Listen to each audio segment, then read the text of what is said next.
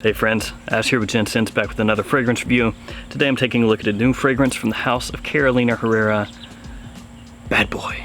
Just take a look at that bottle, take it in.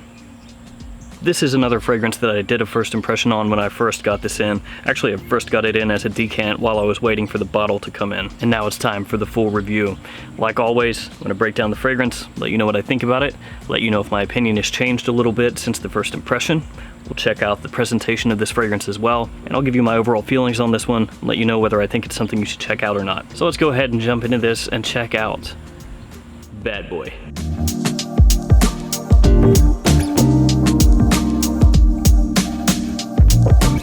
First off, it is presentation time. Box is pretty big, it doesn't even want to fit in frame. So here's your box, Carolina Herrera Bad Boy, size and concentration down here at the bottom.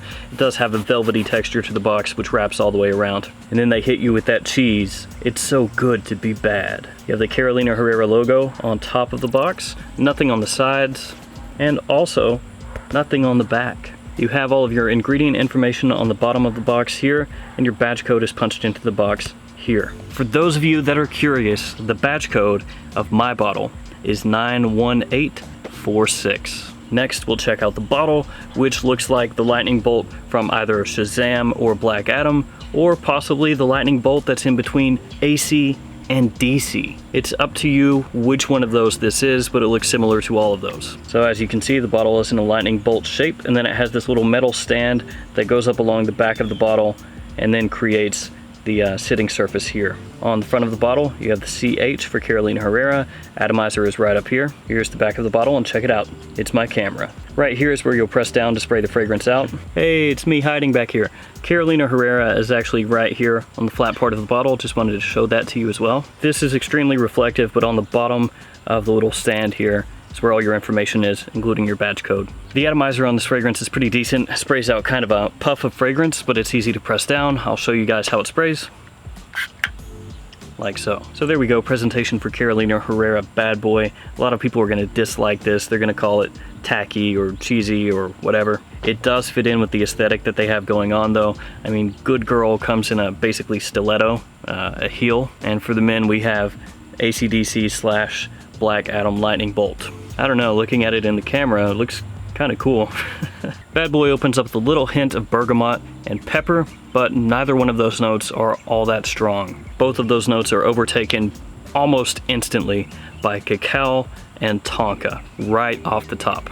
And even though in this fragrance the tonka and the cacao or chocolate are considered base notes, they're actually notes that you pick up immediately. There are many fragrances where that does happen, where the mid notes or the base notes come out in the open and mix together with those top notes, but it's super obvious in this fragrance. The cacao and the tonka become the main notes almost right away. And especially early on, they have Bad Boy kind of tiptoeing that line of being a gourmand fragrance. Initially, the cacao is the strongest note to me, so at first the cacao is here and the tonka is kind of underneath it. They work together very well, it's just the cacao is more pronounced. But then as it starts to dry down, the darker tonka note kind of overtakes the cacao, and the cacao becomes the 1B to tonka's 1A. Also early on, you can pick up amberwood, which is becoming very, very, very popular in men's releases nowadays. Broken down in basically the most simplistic ways that you could possibly break it down, amberwood smells like a woodier take on ambroxan. Ambroxan, of course, one of the most popular aroma chemicals in men's fragrances at this point. It's been used in everything from Sauvage to Eros to Luna Rosa Carbon, which smells like Sauvage, to Invictus, and on and on and on. If you go to Fragrantica, go to the notes section, type in ambroxan, you'll see all the different fragrances that it's in, and it's in many, many, many of the top selling men's fragrances out right now. So not a huge surprise to see amberwood in this fragrance, or to see it being used in general, because amberwood is almost overtaking ambroxan in terms of popularity lately. It's almost like amberwood is the new ambroxan. So the amberwood here in Bad Boy is gonna give your nose that familiar ambroxanish tingle when you get a big whiff of it. Though I will say that the amberwood that's in Bad Boy is not overloaded, so that's a positive. In many releases, the ambroxan or the amberwood or aroma chemicals of that type will just be used so heavily that it almost overwhelms your olfactory sense. or your olfactive sense. So when you get a big whiff of some of these fragrances, some of the modern releases that have come out lately, it can overwhelm you and just kill your sense of smell, especially if you're more sensitive to that type of aroma chemical. Some people are, some people aren't. So while the amberwood is here in Bad Boy and it is noticeable, it's not used too heavy-handedly. This fragrance is still mainly built around the tonka and the cacao. But as it dries down, the cacao in Bad Boy does become less noticeable.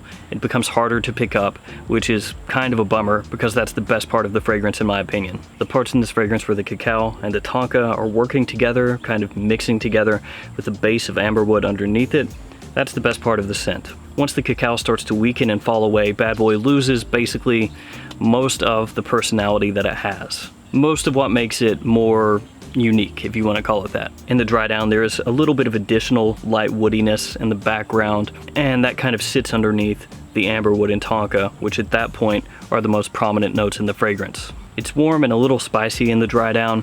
Most of the sweetness that's there in the opening in the mid has fallen away. By the time you hit the dry down, the sweetness is very toned down. And in that dry down, you also get a little bit of dustiness that settles in, which most likely is coming from the tonka. That's the way I pick it up anyway. Bad Boy does have a very attention-grabbing opening, and it smells very pleasant from the opening through the mid. The way the sweetness comes across in this fragrance is very nice through the mid because it's not overly cloying, it's not overdone, it's not in your face. It's reined in and used appropriately, and that keeps this fragrance from coming across as an overly youthful or immature type of scent. And keeping that sweetness in check is what makes this so appealing and sexy. It's not trying to be too in your face. And for this fragrance, it definitely works by being more restrained. Before it hits the full dry down, this one is absolutely a compliment getter, and my wife loves it. Once it hits the dry down though, it absolutely loses its luster.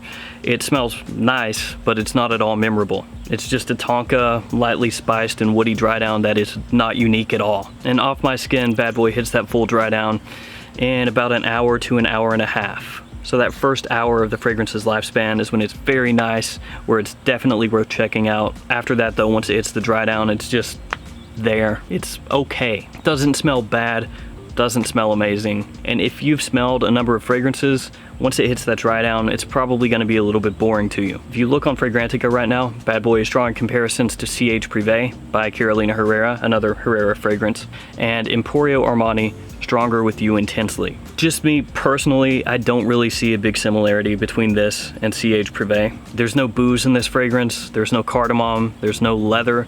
Most of the most prominent notes in CH Privé are not to be found here. At least in my opinion, they're definitely not close enough to draw a direct comparison like some people have done. There is a slight similarity to Stronger With You Intensely, but to my nose that's really just in the opening, where for a few minutes they share a similar vibe. Again, not close enough that I would say Stronger With You Intensely and Bad Boy are connected in any way, or that one could replace the other. I don't think that's the case. This one's going to be more of a date night, nighttime kind of fragrance in my opinion. It just comes across that way with the cacao and the tonka. Like I said before, a little bit sweet, sexy, appealing, especially in the first hour. That slightly dark, semi-gourmand kind of vibe that it gives off is not something that I really want to wear to the office, for example. And it also doesn't really come across as a daytime fragrance either. Though obviously, if you want to wear it around casually, feel free to do so if you really like the fragrance. Nobody's stopping you, it just comes across like a nighttime scent. And this one's also more of a fall and wintertime fragrance. It could carry over into spring, as long as it's not too hot, but it's not something I'd want to wear in summer. And in terms of performance, it's kind of a letdown. This one's on the weaker side of average for me. So we're talking in the 4.5, maybe 5 hour range for longevity, and it projects well only for the first hour or so. So as far as cold weather fragrances go, or nighttime fragrances go, this one is going to be on the weaker side of things, absolutely. Despite the fragrance having an overall semi-dark feel and having notes that you would expect would last and potentially project, it really doesn't, not off my skin. If I were going out into cold weather with this fragrance and I was wanting it to last and I was wanting it to project, I'd probably have to go with 8 sprays. And weak performance with the Carolina Herrera fragrance is something we've heard before. The original CH Men, bad performance. CH Privé, bad performance. CH Men Sport, bad performance. Something with Carolina Herrera fragrances, just a lot of their releases seem to be on the weaker side of things. Big compliment getting fragrances a lot of times, just light on the performance. and this one off my skin falls right into that category. This one I ordered from Europe, from Spain, so I paid a little more than I suggest you guys do. It has started to pop up at discounters, though it's still not all over the place. Give it a few more weeks, it'll probably start to pop up at all the discounters, and if you're interested in this one, that's when you should scoop it up. Don't pay crazy prices for this one. It's not an amazing fragrance, though it does have some parts of the scent that are very solid. Mainly the opening through the mid. The dry down to me, forgettable. The performance, not great. But for a new date night fragrance, if you want to shake things up, this one could be an awesome fragrance for that. And a lot of you are probably just going to want that bottle for your collection, while a bunch of you will also just hate that bottle completely. I know that it's a little bit divisive. And believe it or not, I've heard from a lot of sales associates that have told me that Herrera Good Girl is a huge seller. The bottle design gets a lot of people to stop and check it out that would otherwise keep walking, and that's what Herrera is doing with this one. Because your average guy sees this bottle in a store, this is going to grab attention. Much like Paco Rabanne did when they released 1 Million, just a very gaudy, attention-grabbing bottle. People are going to stop, they're going to spray this on, and like I said, the opening to this one is very attention-grabbing, and that's probably going to make this fragrance sell a lot, if I had to guess. Attention-grabbing bottle, attention-grabbing opening. After all, with most guys that don't know any better, the opening is what gets them to buy a fragrance, not the dry down, even though that opening doesn't last all that long. Alright guys, if you've smelled Bad Boy, let me know in the comments below what you think about it. As always, thanks so much for watching, thanks for hanging out with me outside today. Again, not in the lair, but I'll return to the lair again soon. I know some of you miss it.